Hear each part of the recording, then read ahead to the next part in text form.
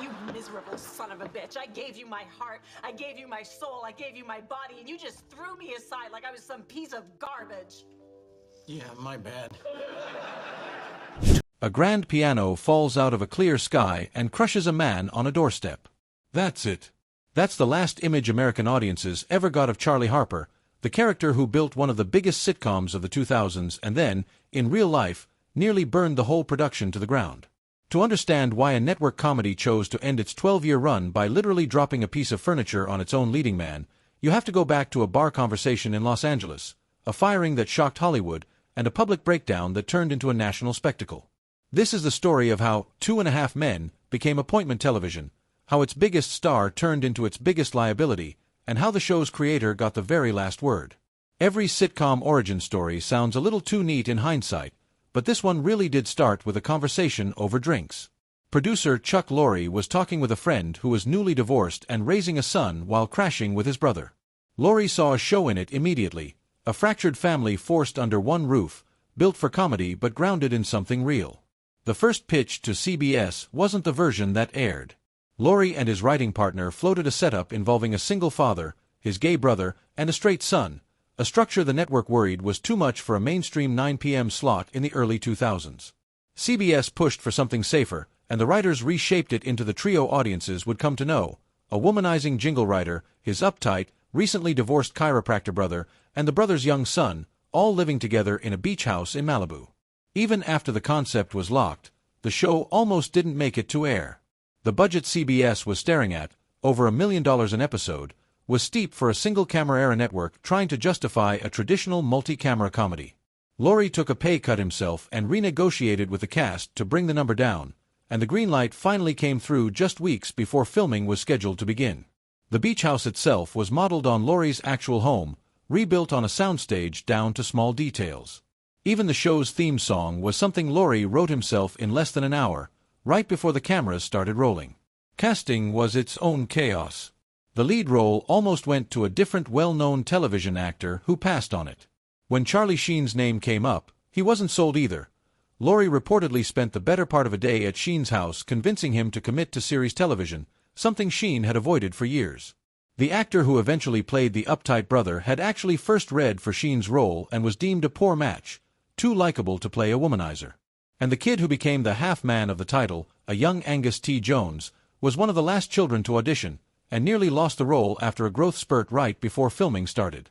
None of this suggested a show destined to become one of the most watched comedies in America. But it did. 2.5 Men premiered in September 2003 to solid but unspectacular ratings and reviews that leaned dismissive. Critics called it broad, formulaic, easy. Audiences disagreed almost immediately. Within a few episodes, the numbers were climbing, and by the end of its first season the show had cracked the top 10 in the country. CBS noticed something else too. The audience skewed heavily female, which wasn't the assumption going in, and the network adjusted its marketing to chase that crowd more aggressively. The show didn't just grow domestically. It found international syndication fast, airing in dozens of countries within its first couple of years, and its German premiere reportedly pulled in one of the largest audiences an American sitcom had ever drawn there. By its third season, 2.5 Men wasn't just a hit, it was CBS's top comedy, regularly pulling in well over 15 million viewers a week, numbers that made its ad slots some of the most expensive real estate on network television. That kind of popularity bled into pop culture in strange, specific ways.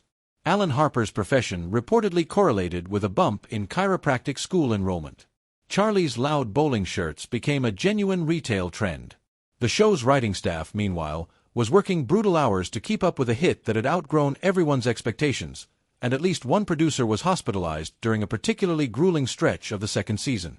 At the center of it all was Charlie Sheen, playing a character who was, by design, barely a stretch from his own tabloid reputation, a hard-drinking, commitment-phobic bachelor who never seemed to face consequences. Audiences loved the wink of it. The character was flawed and selfish, but there was something aspirational in the chaos, and Sheen's easy charisma made it land as funny rather than grim. 4 years, that overlap between actor and role was the show's secret weapon. Eventually, it became its undoing. By 2010, 2.5 Men had been a top-rated comedy for the better part of a decade, and Sheen had become, by a wide margin, the highest-paid actor in television, reportedly earning close to $1 million an episode already. When his contract came up for renewal, he didn't ask for a modest raise. He asked for roughly double what he was making, a number that stunned executives at CBS and Warner Brothers, the studio producing the show. Negotiations dragged for weeks, reportedly continuing even during unrelated events like televised sports games, as both sides tried to find a number that worked. Eventually Sheen got close to what he wanted, a deal that made him, briefly, the best-paid actor on American television. What made the number so uncomfortable in retrospect is what had happened only months earlier. Sheen had been arrested on domestic violence charges over the previous holiday season. The studio negotiated the record contract anyway, largely because the show's entire commercial identity was built around him, and nobody wanted to test whether the franchise could survive without its lead. It couldn't survive what came next, but not because of a ratings problem. Sheen's history with substance abuse stretched back over a decade before the meltdown that ended his run on the show. He had gone through rehab as far back as the late 1990s. But the trouble that finally cracked the show open started building visibly in 2009 and 2010. A Christmas Day arrest for an altercation with his then-wife, a trashed hotel room in New York that made headlines and cost thousands in damages, another stint in treatment. Behind the scenes, cast and crew have described a set that was increasingly unpredictable. Episodes where Sheen reportedly arrived unable to remember lines, and clashes with Chuck Lorre over scripts that Sheen felt didn't reflect who he was anymore. By January 2011, the studio made the call to shut down production entirely so Sheen could get treatment. Instead of using the pause to recover quietly, Sheen went in the opposite direction. Reports of an extended chaotic party at his home ended with a hospital visit, and rather than downplaying it afterward, Sheen leaned into the spectacle, telling reporters he'd essentially willed himself back to health through sheer force of mind. Then came the interviews. Over the following weeks, Sheen gave a series of increasingly bizarre, wildly quotable media appearances. He referred to himself using phrases that instantly became internet shorthand, talk of tiger blood, of not being like ordinary people, of having a kind of superhuman resilience. He publicly and personally attacked Chuck Lorre using language many considered offensive, including a reference to Lorre's heritage that drew significant backlash. He bragged openly about drug use in terms that were shocking even by celebrity scandal standards. Whatever the intent behind it, the material was endlessly repeatable. Clips circulated everywhere, catchphrases spread across headlines and t-shirts, and Sheen became, briefly, one of the most talked about people in the country for reasons that had nothing to do with acting. When he joined Twitter that spring, he broke a record by picking up 1 million followers within a single day, an audience showing up less out of admiration and more out of morbid curiosity about what he'd say next. CBS and Warner Brothers didn't wait long to act. In early March 2011, they fired him from the show he'd built his career on. The studio's explanation, laid out in a lengthy formal letter, described behavior it called dangerous and out of control, cited the attacks on Lorre, and even raised concerns about legal exposure connected to his drug use. It cost the production the rest of that season, roughly 8 unfilmed episodes and an estimated $10 million loss, and put around 200 crew members' jobs in immediate jeopardy. For a studio that had just handed the same actor the richest deal in television history a year earlier, it was a remarkable reversal, choosing to walk away from its own most bankable star rather than keep absorbing the risk. Sheen didn't go quietly. Within days he filed a lawsuit against Warner Brothers and Lorre seeking roughly $100 million, arguing the firing was unjustified and that he'd been made a scapegoat. The fight over where the case would even be heard took months, with the studio insisting on arbitration rather than a public jury trial. By that fall, the two sides had reached a private settlement, one that was never fully disclosed but was widely reported to be worth well over $100 million once back-end profit participation was factored in. The show's most bankable star was gone. The show itself was still under contract to keep going. Replacing the highest-paid actor on television mid-scandal with a hit show's future on the line is not a normal casting problem. CBS reportedly got close to signing a well-known British leading man for the role before he walked away from the deal just days before the network's big advertiser presentation, citing creative differences. That left the studio scrambling with almost no time to find someone else. Ashton Kutcher's name entered the conversation days later, and the deal came together fast, a one-season commitment worth a fraction of what Sheen had been making, but still one of the larger contracts in the medium at the time. The show announced the casting right before its presentation to advertisers, just in time to steady a very nervous room. Kutcher's debut episode drew a massive audience curious to see how the show would handle the transition, and the writers didn't shy away from the obvious. The episode opened with Charlie Harper's funeral, explaining his death with the same dark, glib humor the show had always traded in, and introduced Kutcher's character, a heartbroken tech billionaire, arriving at the same beach house under very different circumstances. Where Charlie had been effortlessly confident, the new character was awkward, freshly divorced, and emotionally raw, different enough that comparisons to Sheen's version were almost beside the point. The new dynamic quietly reshuffled the whole show. Alan Harper, once the show's perpetual screw-up, became something closer to a mentor figure to the new roommate, which gave the veteran actor playing him fresh material after nearly a decade in the same groove. Meanwhile, the character who had aged up the least gracefully in real life, the show's young Jake Harper, found himself with less and less to do.